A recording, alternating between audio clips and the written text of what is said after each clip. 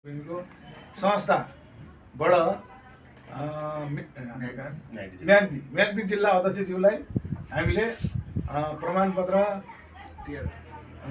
Card वितरण गरिएको छ। उहाँले 13 जना सदस्य ल्याउनु भएको छ। जिल्लाको सचिवज्यू, उपाध्यक्षज्यू, कोषाध्यक्षज्यू गराएर 13 जना लिएर आउनु भएको छ।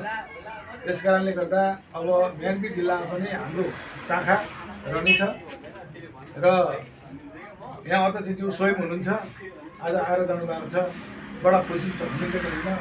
अब एकदम खुसी छु, एकदम धेरै खुसी छु। म के छ अध्यक्षज्यू भन्नुहोस्।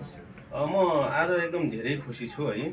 जस्तै यो हाम्रो राष्ट्रिय संस्कृति संरक्षण तथा सामाजिक धार्मिक विकास मातृभूमिको संस्थामा चाहिँ जोडिनु पाउँदा धेरैभन्दा धेरै खुसी छु र अझै पनि यो भन्दा अझै धेरै खुसी हुने दिन बाँकी नै छ पनि भन्न चाहन्छु। र म्याग्दी जिल्लामा चाहिँ मैले यो संस्था आजदेखि चाहिँ मैले संस्था चाहिँ स्थापना गरेको छु म्याग्दी जिल्लामा र संस्थालाई पनि म धेरै धन्यवाद दिँदै हाम्रो चाहिँ यी हाम्रो राष्ट्रिय सांस्कृतिक संगठनको अध्यक्षज्यूलाई पनि धेरै धन्यवाद दिन चाहन्छु र सचिवज्यू